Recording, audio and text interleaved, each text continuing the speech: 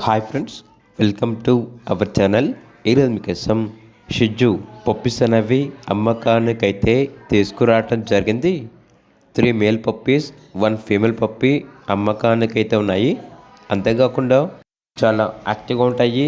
ఎటువంటి health problems అనేవి ఏమీ లేవు.